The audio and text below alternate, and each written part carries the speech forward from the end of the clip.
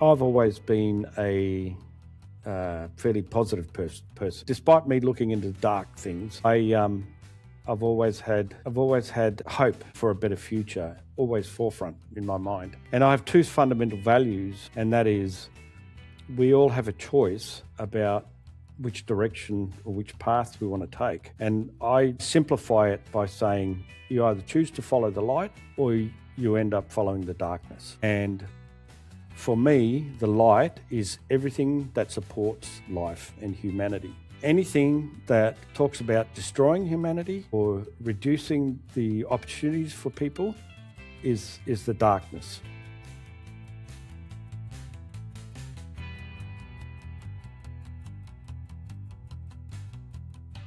Like what we do is, this is a conversation Grace and I had. Where we began was we were having a conversation, just talking about AI and all these things that's sort of threatening our industries, because we're both in marketing, and a lot of our hand skills, our technical skills, and the knowledge base that we've built are suddenly becoming obsolete. Yeah. And there's that moment where you think, oh shit, is this the end for us, or is there a positive to this? All that boring stuff, all that copywriting, all of that low level stuff, we don't have to do that anymore. So that allows us to move beyond and become beyond obsolete. So what we do week to week is, this is like a kind of therapy as we go through different challenges and trials and just opportunities every week. Over time, we've built AI prototypes to solve problems every week and really getting our hands dirty with this stuff. And so where I've come for this, and I won't speak for Grayson, but where I've come for this is we started this 6 months ago. I was very much into AI, very much an AI enthusiast, very vocal. Now going through this journey, come to the other side, and I think I'm not so sure that it is everything that's cracked up to be, and how much of this is just hype and speculation and really just companies trying to push up their value for shareholders rather than what is the actual value here. And as we've been using it day to day on everything, we're sort of looking behind the smoke and mirrors and thinking, I don't think this is that good yet. Right. They say it's good, but I don't think it is there. So welcome to our show. We'd love to hear some of the themes that you bring up in your book. So, well, thanks for having me on the show. This is about my, 6th or 7th, and I think I'm getting better with each one, but we'll see how we go. And I appreciate the opportunity, because what you just mentioned there does come up in the story, in the book. So particularly in the fact that in the book, I don't know if you've seen the book. They might have sent one out to you. I bought it, John, to support you. Oh, thank you very much. Kids, you can get it on Amazon, or I like the hard copy, but just I've done it, I've read it. Maybe one day we'll get a signed copy or something. But well, on my website, I do just that. So if you want a signed copy, I'm happy to sign one. Perfect. But the event timeline at the beginning of the book, it talks about, because of robotics and AI, that at some point our entire industrial base will be automated, and it will just leave. And I use the example of toenail cutting as useless jobs that we create to keep ourselves occupied. But the idea of meaning and purpose tends to disappear once there's nothing for you to do, basically. So that's covered in the book. So it's very relevant to what you just mentioned. Yeah, and you introduced the idea of a universal income, which is, a year ago I would have said people are a bit strange talking about that, but maybe it's something that's rushing towards us if AI can live up to the hype. Yeah. Well, we'll see. Before we jumped in the book, there's one thing I really wanted to understand. I'm always curious about the author, and where these stories come from. Right. So, can you tell us a little bit about your backgrounds? Okay. Well, Commander. Yes. I retired in 2020 after 42 years of service. I joined basically out of high school. My as it was called at the time, tertiary admissions exam wasn't the glowing success that I was hoping for. So I was running, what do I do next? So at school, in fact, I was in the Army Cadets. So I've been in uniform ever since I was about 14. But I decided I liked that lifestyle. So, but I think I preferred the blue over the green because it was a bit easier in terms of, employment opportunities and whatnot. So I did. I joined. I enlisted, and I redid my tertiary entrance. I passed that, and slowly but surely, I ended up getting a commission. So it became, as they call it, going over to the dark side. You become an officer. Commission. And yeah. So, and eventually I made the rank of wing commander. So, and I was lucky. I enjoyed the opportunities I got. And yes, once I decided to get out, I looked at the next chapter in my life and I thought, I think I might turn my hand to writing. Something I've always wanted to do. Well, can you just explain to those who don't know, what is a wing commander? It's about 4 ranks up the commissioned ranks, because you have general entry ranks, which is your corporal, sergeant, and that sort of thing, and then you have your commissioned ranks, which start off pilot officer, flying officer, flight lieutenant, squadron leader, and wing commander. So, and the Army equivalent is a lieutenant colonel. So, and it's a senior rank. It comes with a lot of responsibility. So by the time I hit 60, I was ready to go. So what stream was that? Is that like you're in a pilot stream, a supply stream, a communications stream? Yeah, it was. Most of my career was spent in the logistics and personnel administration, or personnel capability, as we call it, and that was, interesting enough as well, but certainly very much in the support role. And so, as you've described it, a speculative science fiction author, were these themes like running around in your heads during your service, or did that inform? Well, do you want to know where the idea came from? Yes. And everybody seems to be interested, but it actually it was a kernel of an idea, and I got it from a bad dream. I had a bad dream, and in this dream, I pictured this cryopreservation capsule, and this woman steps out of it into a dark room and starts walking across the floor. And now at some point, I actually trade places with her, as in bad dreams, those sorts of things happen. And as I was walking into the darkness, there was his hands coming up from under the ground or under the floor, trying to grab my legs and saying, "You don't belong, you don't belong." And from the moment I woke up from that, I thought, I've got to use this in a story at some point. So that is going back probably 15, 20 years, maybe even longer, I can't remember. And so that stayed with me. And when I think it was around 2007, 8 somewhere, I actually started a comprehensive writing course, but I couldn't get it finished because I was just too busy with work. So I did that again.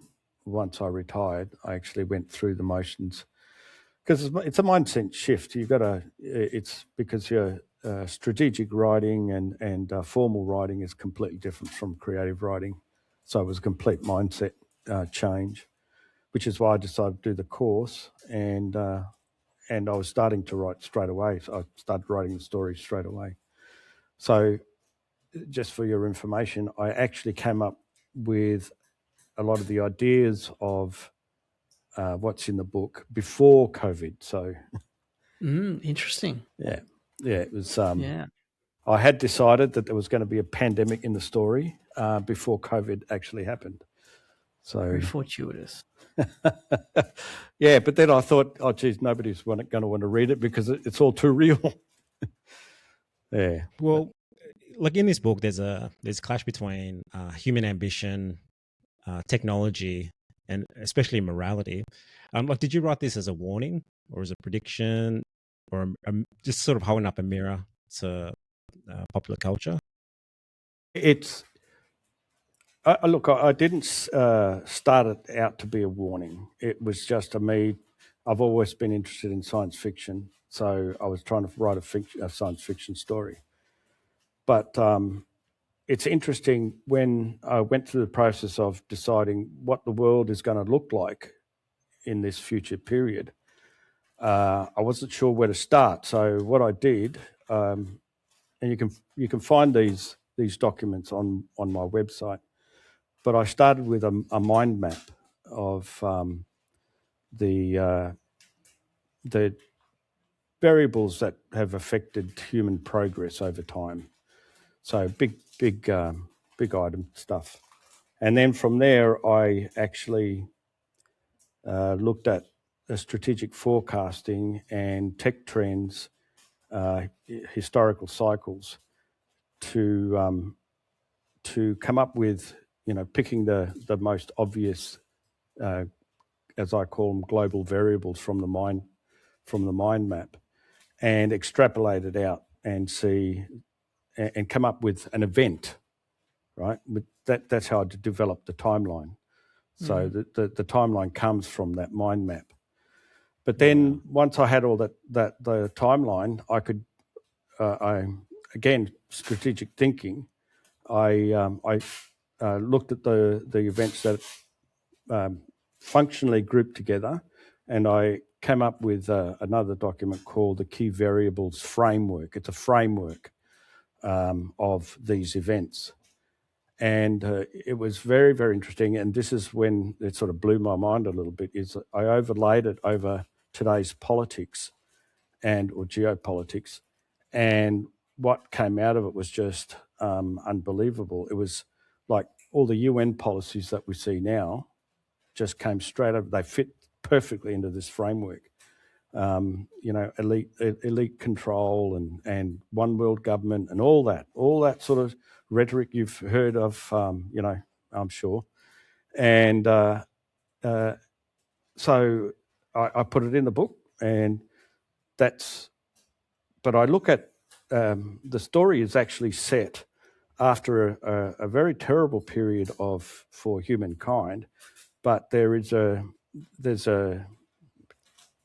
basically a revolution, if you like, at the end of the century, then we regain control. Democracies are reclaimed, nation states and cultures are reformed, but as it is with dark forces, they're always hiding under the surface somewhere, and that's how I kick off the story. And so as soon as there is another pandemic in this part of the timeline, that's when these forces start to come out again. So, why do you think there was that perfect fit? Is that your intuition? I went into it as objectively as I could, right? So I didn't want to put any of my own politics into the story, which is why I went through the process. I wanted to see for myself what was going to fall out.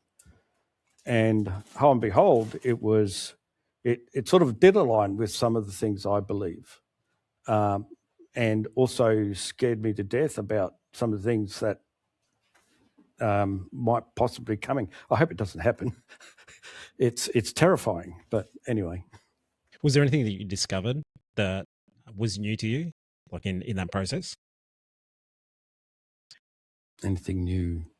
Like something on that timeline where you thought, oh, well, if this happens, then maybe this could happen. But, I guess game theory, maybe the opposite will happen. Well, I try to keep an open mind, and there's always opportunities to redirect from a particular, because I call all these things global variables of causation. So, it's about cause and effect. So if you've got policies like this, they have a causation effect and an outcome. So, which is what the event is, but that event doesn't have to happen. The mind map that I put together actually, it has three potential outcomes, and that's global conflict, global governance, or we find our way through it and we have a second, as I call it, a second enlightenment. So, I'd like to hope that maybe that's the way we end up going, but who knows?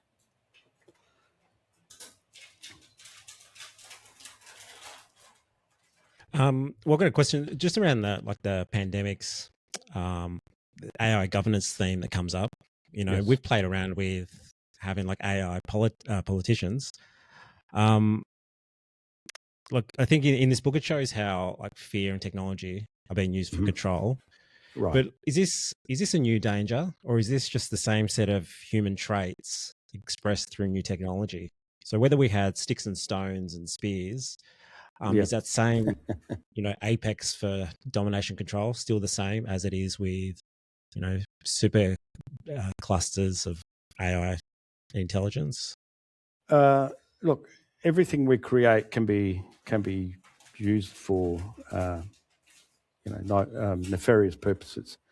AI is as much a tool as it can be something else, and we just got to remember that we got to pull ourselves away from whatever it is and ask ourselves the question: am I using this appropriately? Am I using it as a tool, or am I letting it take control of who I am?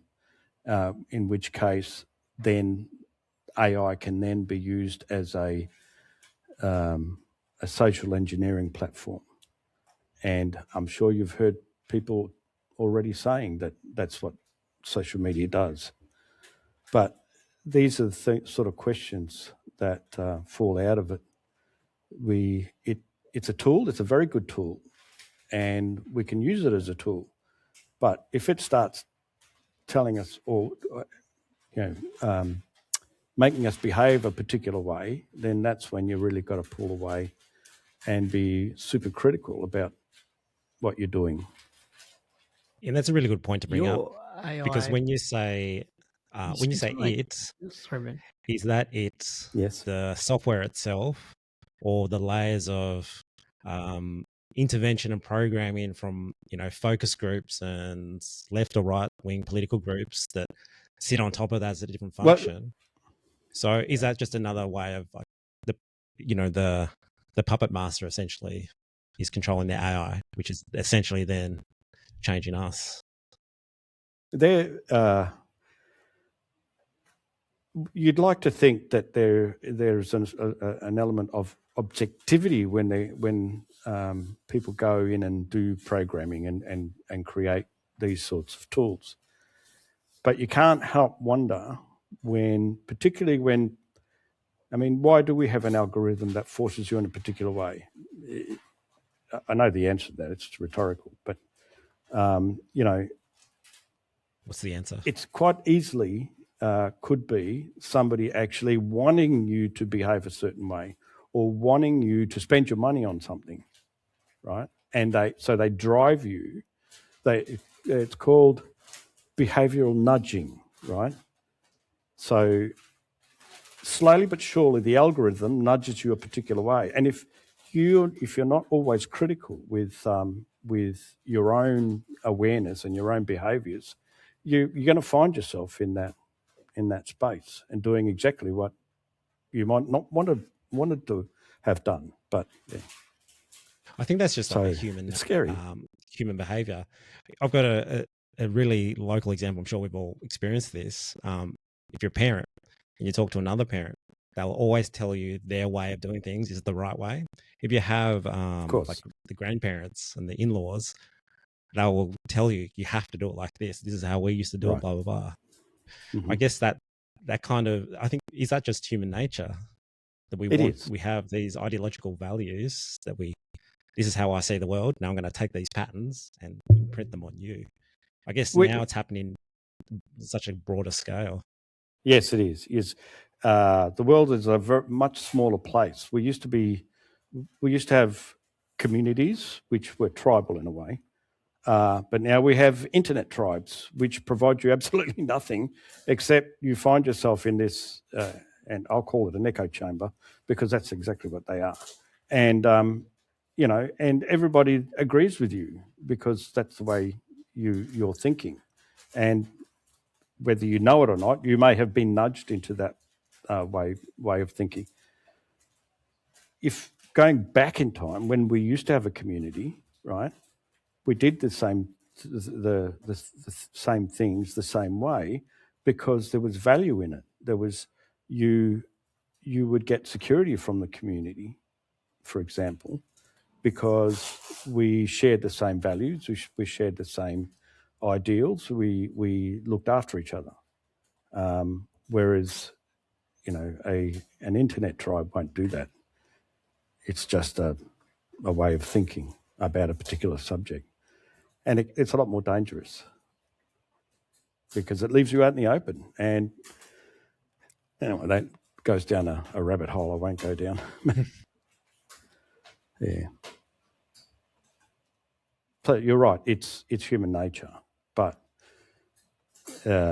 one of the other things brought up in this book is it sort of hints at this idea about decentralized utopia.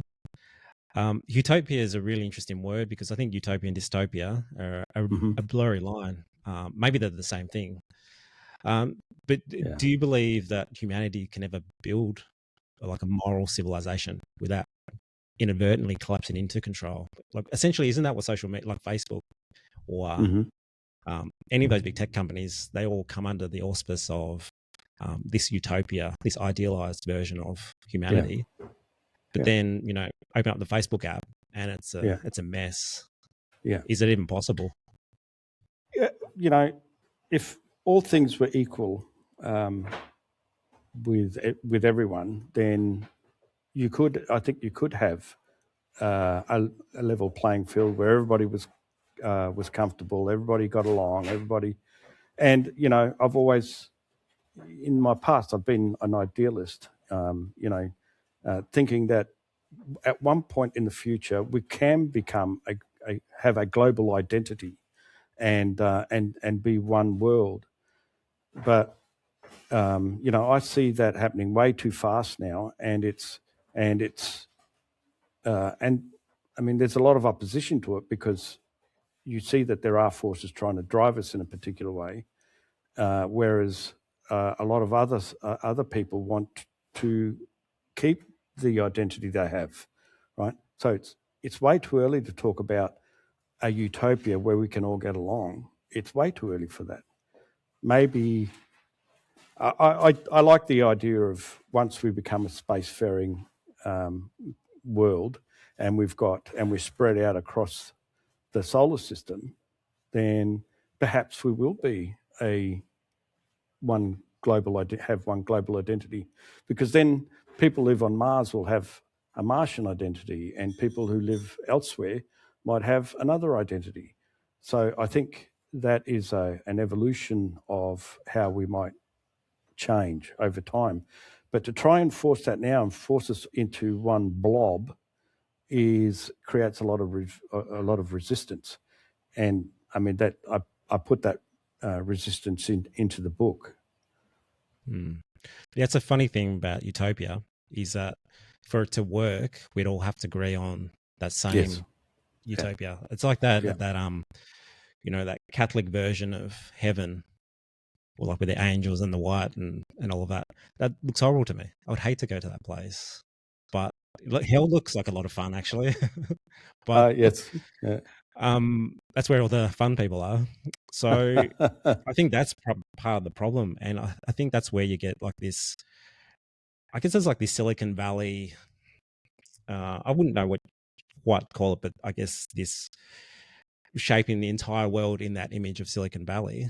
I don't want that. I don't want to be American or some sort of exactly prototypical American. Like I quite like Australia, and I think I'd agree with you. Yeah. Go on. So the book, there's a lot about human meaning, and it also asks like why. It brings up this question: like, why is humanity so determined to conquer death?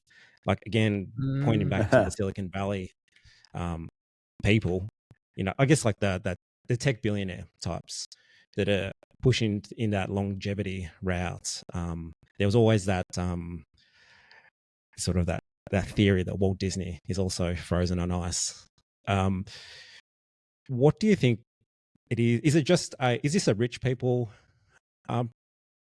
problem when they get to such a level of conquest, and they look around, they've got all the mansions, all the money, and what's left that's still out of reach for them, which is perhaps immortality? Because like the one thing that they have despite all that money, one thing they don't have despite all that money is they'll never have youth. So an 18-year-old with nothing has still got way more life to live than they'll ever have. What do you think like drives this obsession? I think it's just human to want to live longer.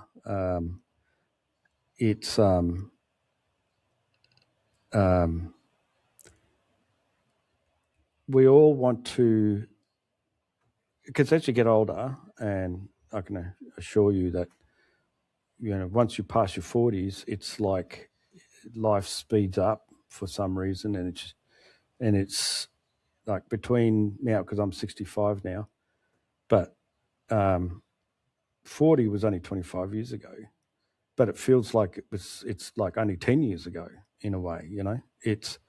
I just don't know where all that time's gone. Whereas if I think back to when I was a lot younger, time moved a lot slower.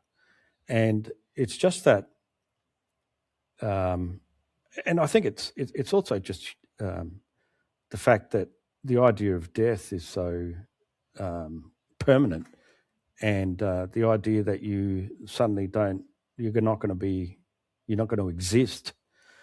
I mean, for however long you live, you exist. Your mind is communicating at a quantum level through electrons, so you actually exist in the universe. But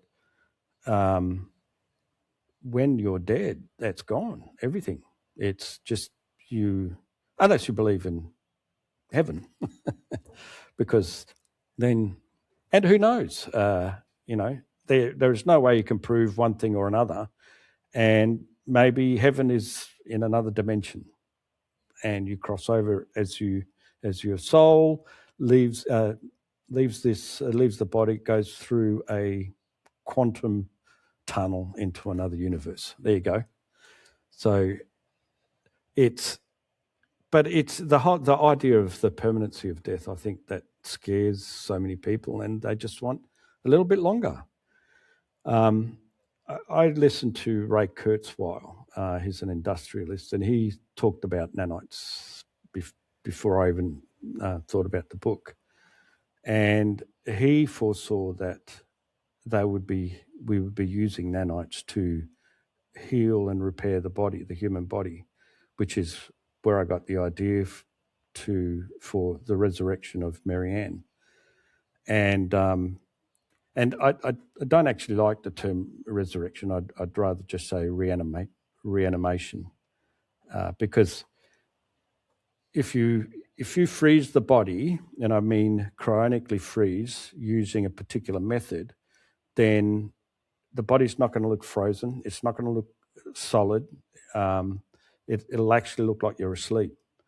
And but if you freeze the body or cryonically preserve the body on the moment of death, then it's no different to, you're walking down the road and somebody drops dead of a heart attack, and you go over and start applying CPR.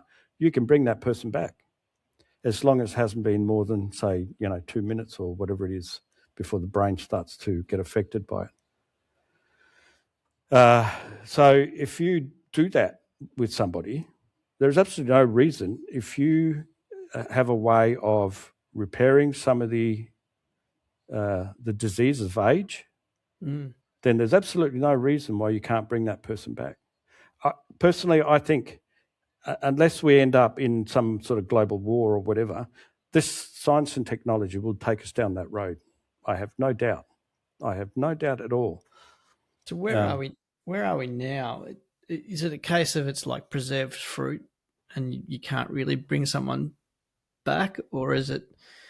We could do very simple organic structures, which is why we have the IVF program, because that's actually cryogenically freezing sperm and egg cells, and they can be reanimated without damaging the cells.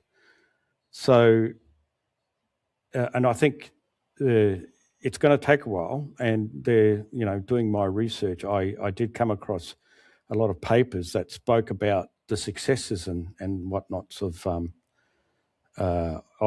cryonic preservation, with limited successes, some more than others, and the process they use is improving all the time. So they use nanoparticles to maintain an even temperature on freezing, and they use what they call noble gases. Xenon is the preferred gas, I think, and they pump that into the body. And what that does is it gets into it works its way into between cells. So as the temperature drops, it stops. They create these what they call clathrates, matrices, and it stops the water in the cells from freezing completely, because when you freeze, it destroys the cell, because the liquid in it freezes and ruptures, and destroys the cell in the process. So, and they're trialing all this now, and I think the way you preserve somebody will have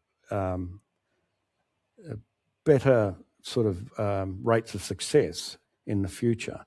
So we'll see. But I do believe that at some point it will be more of mainstream thinking. Do you think it would be because someone did die of cancer, or someone actually just choose to have the lights potentially turned out and anaesthetized perhaps, and then put into a stasis? Well, at the moment, you have to be dead to be able to go through the process. But in the book, I use the cryonics as a means for interstellar flight and preservation of human beings, and I mean that's nothing new about that. So if we get to that point, then obviously, yes, you will need to be alive. It's interesting because you might be alive when they freeze you, but because of they have to take all the blood out of you and replace that with a protectorant, so it makes it a little bit difficult. Technically you're dead, but there's a whole bunch of legal questions that we're going to have to be answered before we start doing that. No, you're dead. You're in fact dead if you're doing it by choice. Yeah. I think another really interesting question that it's funny when you start to unwrap this future technology and suddenly all of these philosophical quandaries just drop out. One that sort of just come out for me is cryogenics and affordability. So let's say that this technology is in place and people can live 200 years, maybe forever. What happens if that becomes, only affordable to elite classes of people? Then what does it look like for the underclass, people who can't afford it, where you suddenly got, well, it might see like these families, those mega wealthy families that over generations and generations, they will just live forever. So you've got one ruling class family and everybody else doesn't get a chance because this person's lived for 1,000 years. Yeah, potentially that's exactly what's going to happen. Yeah. But I mean, you look at the automation, the idea of automation. I was saying, once our entire industrial base is automated, normal everyday people are not going to be able to become millionaires because they're never going to earn enough. They're going to be given this allowance that's just going to be barely enough for you to survive. So the top 1% will always and forever from that point on hold the riches of the world, right? And beyond, potentially. So it's the same with cryogenics. And look, there are other technologies as well which are about longevity. And I remember hearing scientists, talk about how close they were to overcoming some of these age diseases, and and then all of a sudden they disappear, and I think, well, what's going on? They said they were close, and now you hear nothing. Because I'm cynical enough to think that if somebody ever came up with the solution, for longevity, then what they would do is break it up into little chunks, make different medications or supplements that would help the body fight off aging. But by putting it in lots of little chunks, you're only getting, one part of the longevity equation.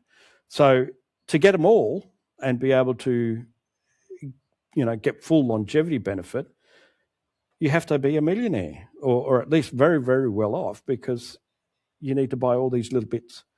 And I think that's potentially happens even with cryogenics. We'll get to a point where, these puppet masters don't want everyday people to wake up in 200 years. They don't want to offer you that. So they'll make it more expensive so that only the rich can do it. It's a very cynical view, I know, but you look at the world around us, and it's not hard to be cynical about some of these things.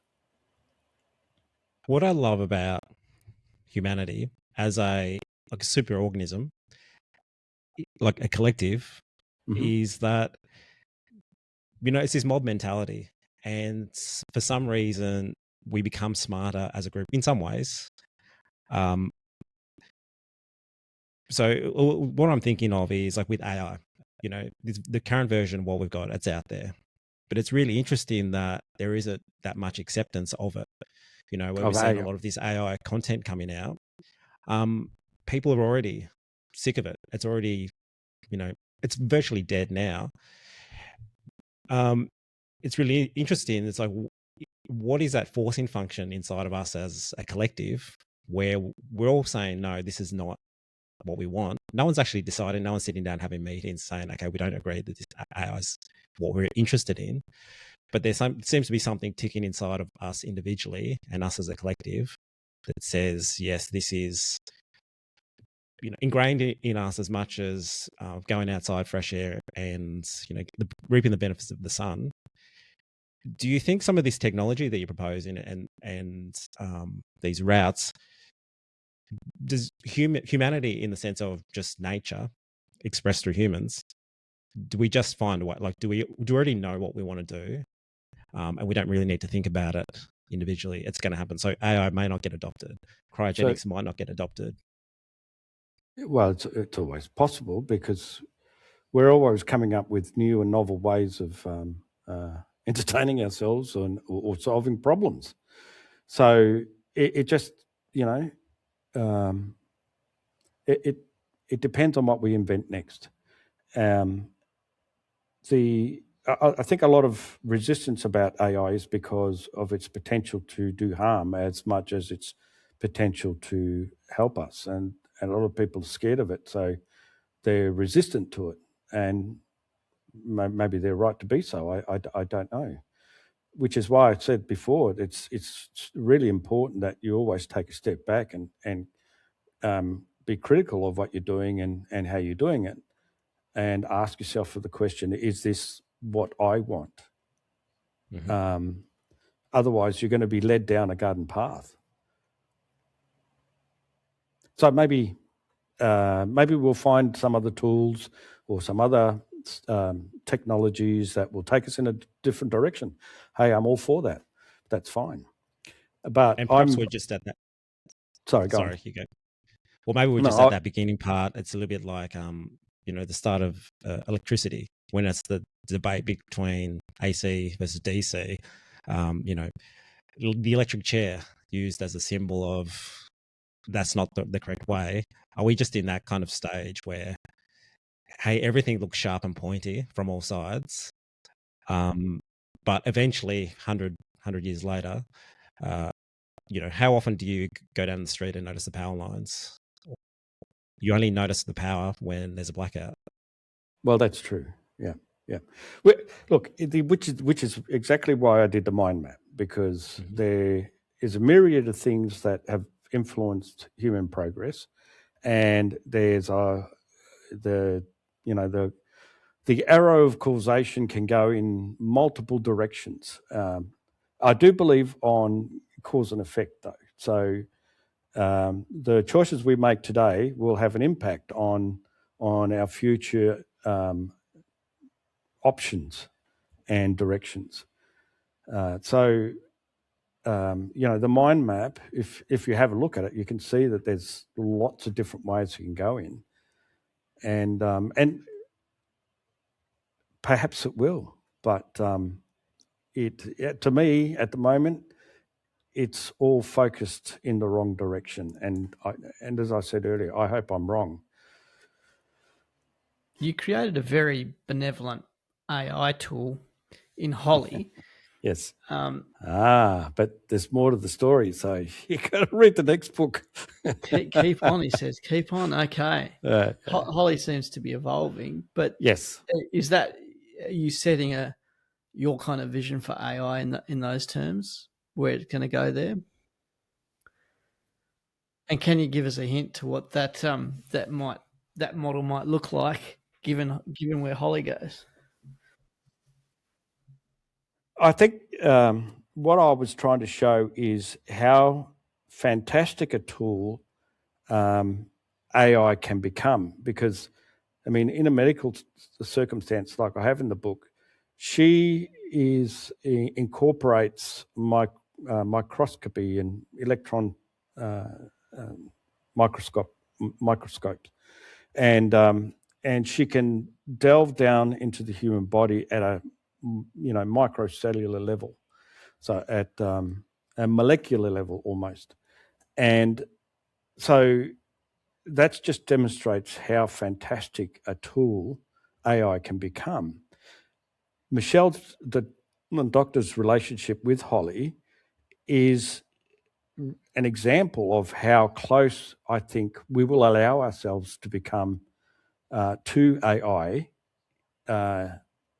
And I mean, there are parts in the story where I make Michelle stand back and look at the fact that no, she's just an AI. It's not a person, but she does have this relationship.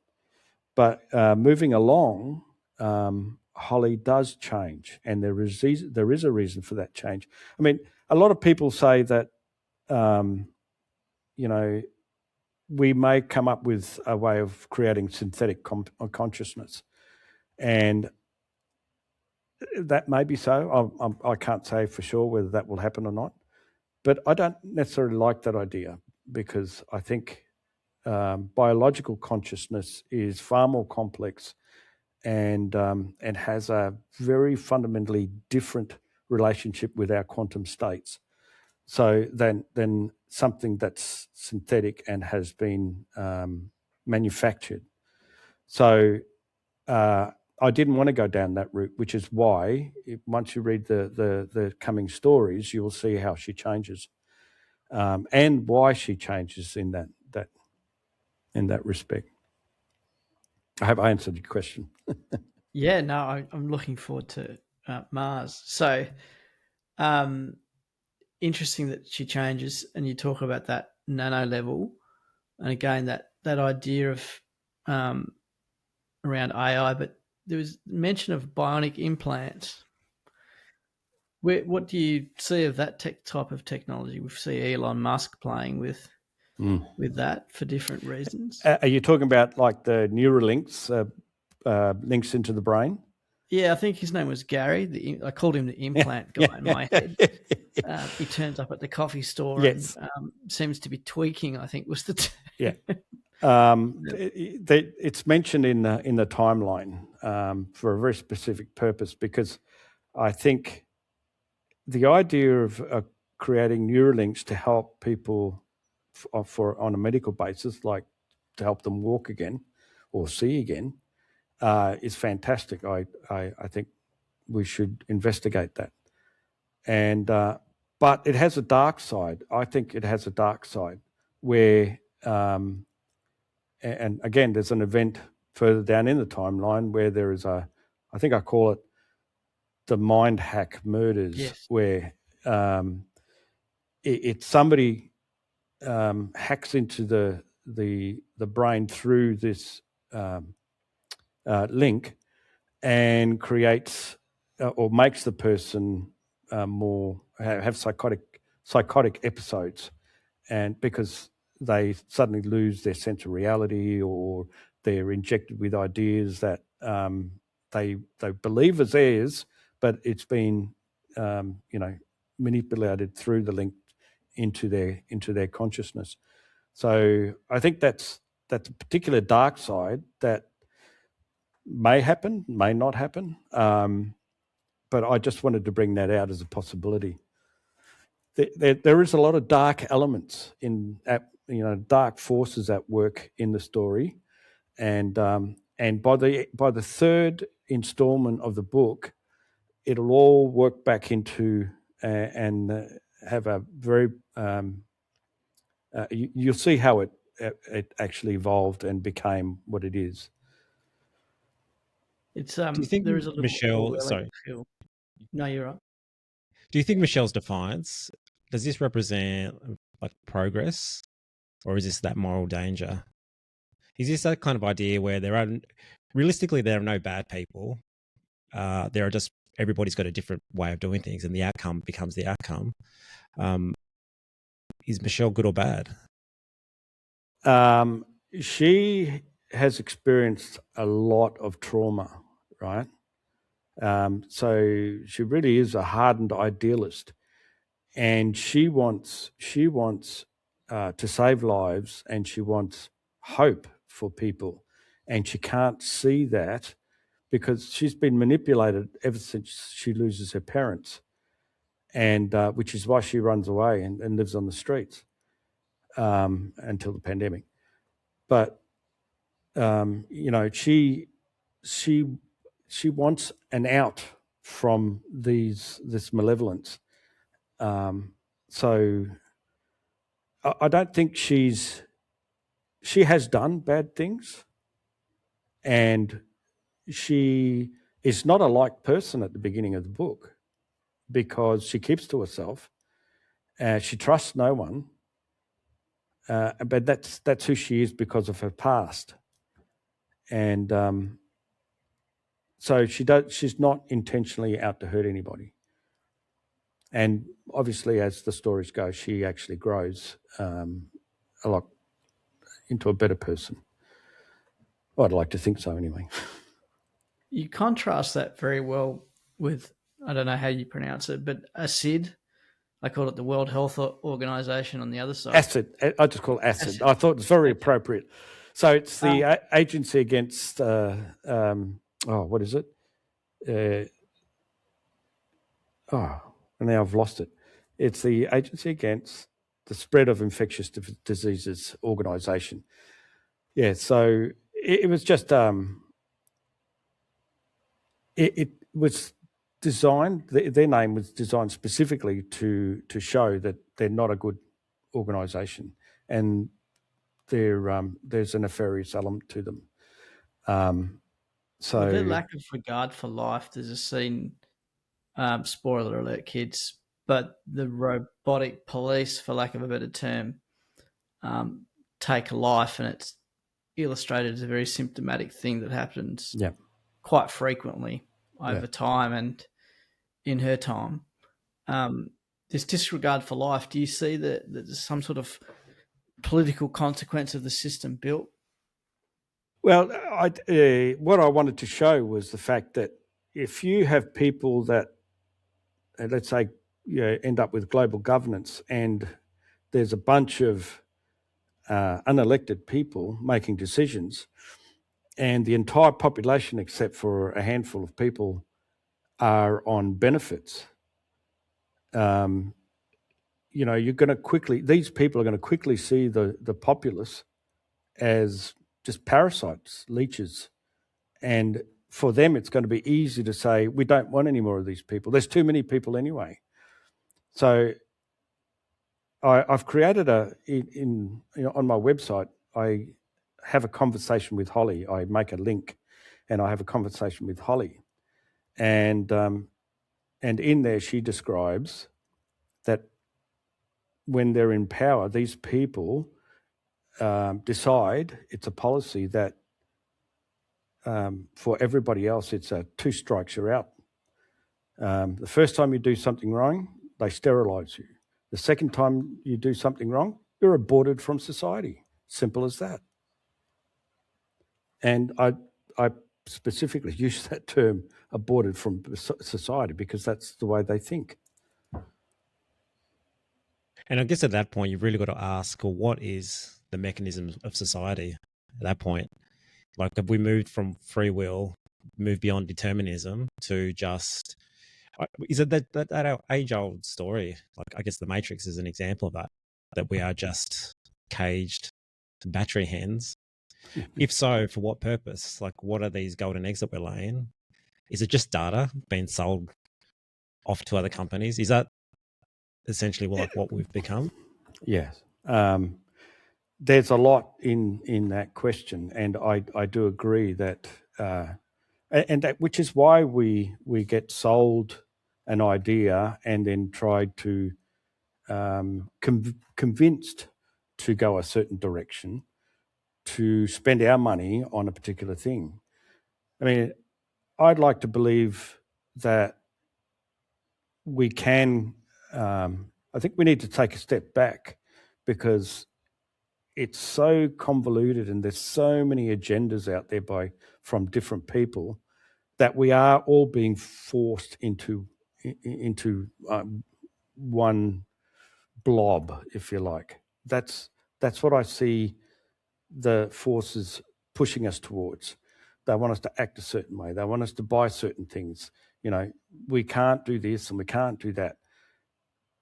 We need to find our humanity again and recall that there was an element of freedom. You'll never have true freedom, that's fine. But we can have an element of freedom and of choice in the things we do. It's just up to these people to give us the opportunity to have those freedoms and that choice. To me, unfortunately, there are too many people trying to control the direction of things, commodities, countries, politics, like I said, agenda upon agenda. And they're the things I try to capture in the timeline, or the things that fell out in the timeline that came out of the mind map.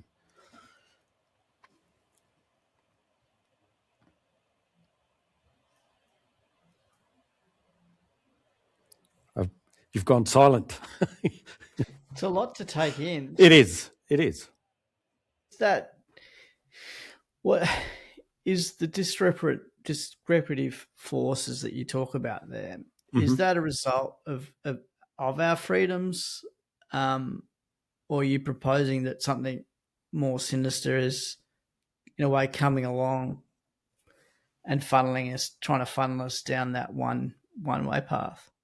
I would like to think that it's all as a result of our progress, because I believe in causation. So as soon as we started to make lives better and longer, and human progress and technology and all that sort of thing, it started us on a certain path, and it's led us to this place where we are now.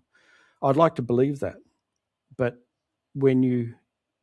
because you don't have to go very far these days to hear a lot of different opinions, and some of the rhetoric you hear is just it's just really out there, and you can't help not hearing those things and saying, well, shit, there might be an element of truth to this. Yeah. Is there an example that jumps to your mind? Look, there's plenty, and I don't know that I would want to go into politics. There's so many things wrong, and we're heading all I can see is, and I've lived in this world that I've created, so sometimes it's hard for me to step outside and not see those dark forces at play.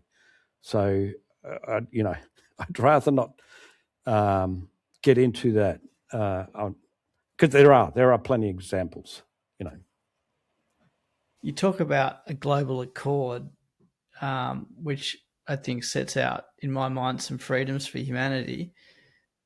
Do you see that as something we need more embedded in our global politics, or do you see a different future coming?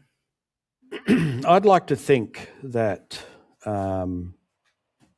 people who have power and who make decisions understand what the needs are of people, not just living, but also psychological needs. Right? We all need a purpose, in to have a purpose in our life, and without that, can create a lot of psychological problems. So I'd like to think that these people would create an environment where we have that opportunity, and they would be benevolent enough to allow that to happen. And I can cross my fingers and hope that that's the way we do progress. But we'll see. I think this idea around purpose is quite interesting. It's really funny. I've got little kids, and they introduce them to these words. These basic words are something like purpose, and when you actually start to pull it apart, they're really hard to define. It's like the word happiness we spoke about last week. Happiness is quite simple for a 2-year-old to understand, but to actually understand what it is, it's pretty deep. Yes.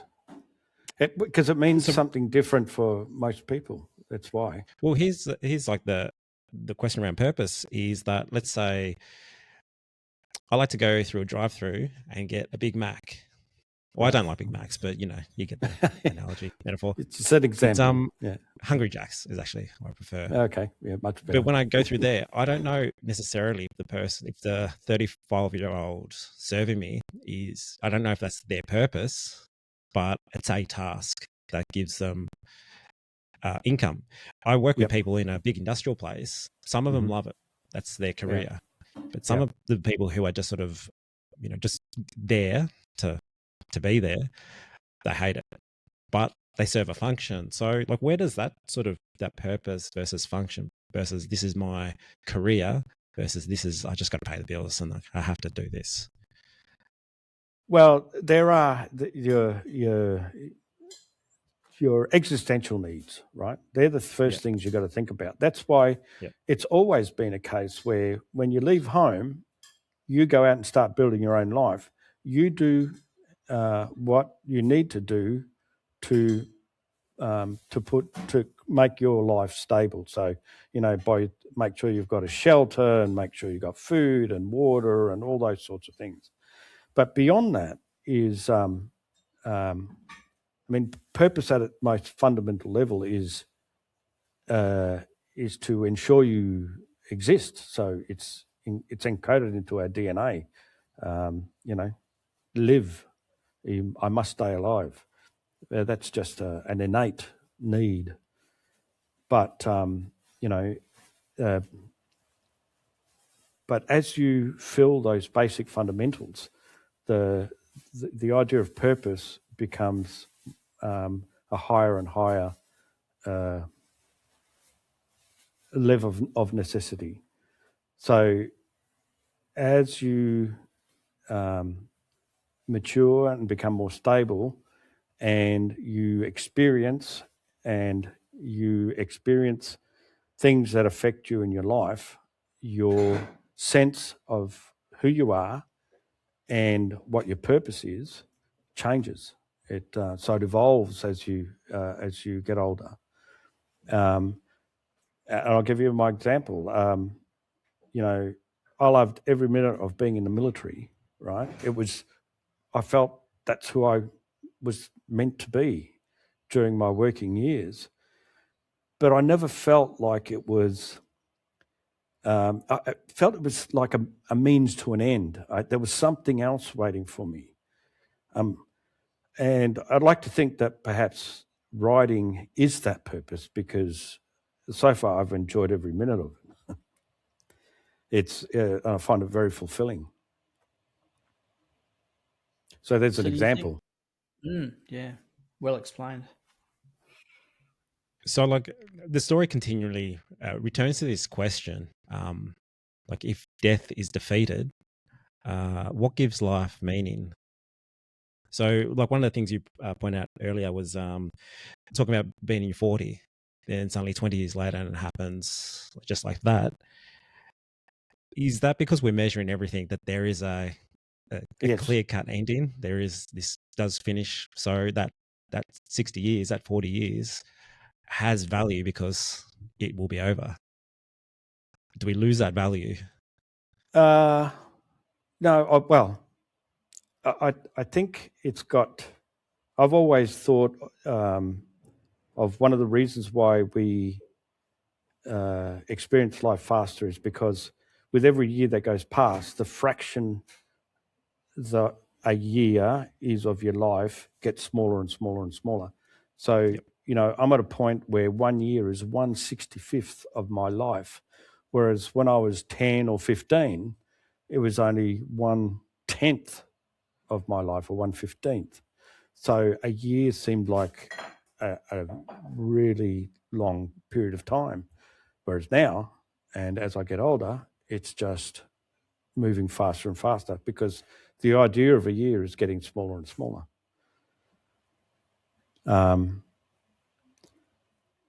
So there was another element to your question about longevity. So like, if death is defeated, do we lose meaning in a sense? Like, let's say when you go to a movie, Lord of the Rings is a good example. It's pretty long. Yes. I don't know if I'd want to watch Lord of the Rings that never ended. No, yeah, it's a good point. Like, it's good, which is why that peak and bookend. Yep. Things do have to come to an end, but I think we're also always inventing new things, new ideas, new innovations, and I think I certainly believe that somebody who's lived 50 years, or well, using the example, say we make somebody live 200 years. Can you imagine the level of, their contribution to society based on that vast experience? It's uncanny. We could create so much and do so much more with people actually living longer. I always thought that we're in a moment in time where providence takes part, because if we work out how to live longer, then suddenly settling the solar system, it doesn't seem like such a feat, because if you live 200 years, you can go to the end of the galaxy and back, no problem at all, right? And you can, say, go and work off one of the asteroids for 40 years of your life, and you come back and you still got 100 years to go. You can make a fortune. Do you think people can grasp what infinity or what eternal actually is? Like, one of the simplest experiments you can do with your kids or your friends, I'm sure you guys have done this. You go outside on a clear, dark night, look up in the sky and say, that's what infinity looks like. And then go back inside and then think about your problems, and suddenly they're not I'm usually existent. drunk when I do this. It's hard to grasp. Infinity is... Now I'm framing that into a, encased in this meat vehicle. What does infinity look like with that? Because one of the things that I think it's starting to become a little bit more spoken about is the mental health side of traveling to Mars. And astronauts going crazy in low Earth orbit on the space station. It happens, but it doesn't get spoken about widely. What's the mental state of somebody who's lived for 200 years, who maybe their family didn't live for 200, they lived for 100. So if you've lived 200 years, then the whole idea of time means completely different. It's because your life's moving so fast anyway. You can't afford to think about it. But I don't think we can ever truly say somebody's going to live forever, because if you do, I think a lot of people might get to a certain point. Let's say they've lived 500 years, and they say, "I've done everything. I don't want to be part of this world anymore. It's just too tiring, to whatever." So, and it might put a different spin on, I don't like saying it, but giving up and saying, that's it, I'm buying a ticket out of here. So, so that might be something that happens. We haven't experienced it, so I don't know how somebody would react. Having said that, if we improve our understanding of the human brain, and we create a way of repairing our bodies as we get older, then there's no reason to think that you might not think any differently then to how you think now. Potentially, that's all ifs, a lot of ifs there. But it's, another idea that I had was cryonics as a means of providing civilizational memory. So, you might live 100 years, 150 years and say, look, I want to check out for a century, and I want to see what it looks like in 300 years' time. So you freeze yourself and you get woken up then. So, I mean, that could be a strategy as well that people might choose if Cryonics was available to them. So there are options along the way and technologies along the way that will maybe change the way we think about certain things.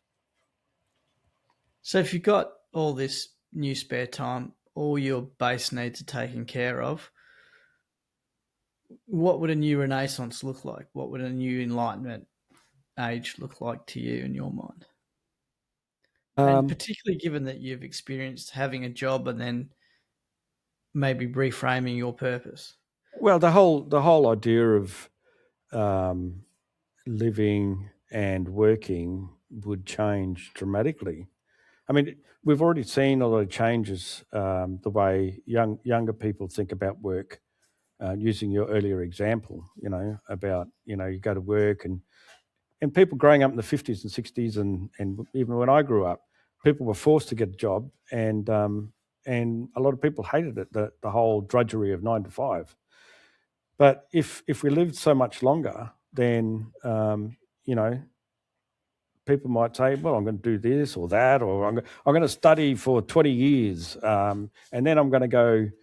I think by that time we might have off-world places we can go. Imagine that, live a couple of 100 years and you can explore the whole solar system. That's an incredible feat.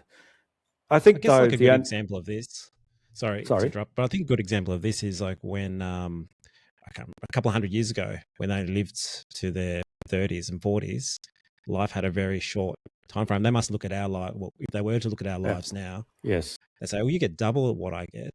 Do you think, like just from your observations, do we achieve twice as much as people who used to live a certain way? I look at a lot of social media more than I should. I think I probably waste more time than I've gained comparatively. Yeah, I think we do spend a lot of time on social media. I think people should be out there experiencing life, not watching other people experiencing life. And I know not everybody has the right opportunities, but 100 years ago, people died at 40, and now we live to 100. So what are you going to do with those extra 40, 60 years? You can sit around and look at people on social media, or you can actually do something. And I think we've seen some of that because people when they become middle-aged, they actually go back to university and do something, learn something. I think that's always something that we can strive to do. You do something that sounds interesting. I'll try that for 10 years, 20 years. And then, I've had enough of this. I'm going to learn something new. Go back to university. Of course, you have to have a society that would support that sort of, individual sort of changing their life's ambitions along the road of their existence. So it'd be nice to think that we would have those options. Yeah, I think another cool thing that the book has brought up in terms of like options and pathways is when it starts with the timeline, the chronological timeline of the sequence of events. It's a really cool way to sort of look at what does 5 minutes from now look like for us, and then okay, what does that pathway look like for us? In your mind mapping and your writing process, did you ever consider what was, if this is a fork in the road and we go right, did you ever consider what was on the left side of the path? Well, if you look at my mind map, one event has multiple arrows, so it has a causal effect on more than one thing. So I tried to capture some of those things, but no, you're right. Once you set yourself on a path, you don't always, or you choose to ignore the other options because you're focused on the direction you want to go in. So it's quite conceivable that you might see what's on the left, but you choose to go past it. And some other people might choose to explore it. So, but yes, it yeah. Well, I can keep chatting about this book Grace and I were just talking before that every chapter is essentially a podcast, an interview. Really? So many, it's so rich in themes in this. It's fascinating. We're probably going to be talking about it for the next couple of weeks. I've got a couple more questions. Did you have any more, Grayson? No. I'm just thinking about AI and next week, really, and what I did this week. I'm happy to. I mean, if you guys want me to come back and talk about a particular thing, I'll make myself some notes, and I'm happy to come back if you ever want me to. I've been telling everybody that that I've been doing a podcast with. I've been saying I'll reach out once the second book comes out, so that I can do it all again, do all the podcasts again. So I'll probably reach back to you guys anyway when the second book comes out. But if you want me to join you on a particular discussion, I'll just make myself notes based on the book, and I'll join you. Happy to do that. Yeah, absolutely. Yeah, we could keep chatting for ages. Okay, well, I'm just going to cut to the big question. This is a personal one, so feel free not to answer it. Right. Which is a great way to commit people to answering it. What is your meaning of life? My meaning of life? Yes. Wow.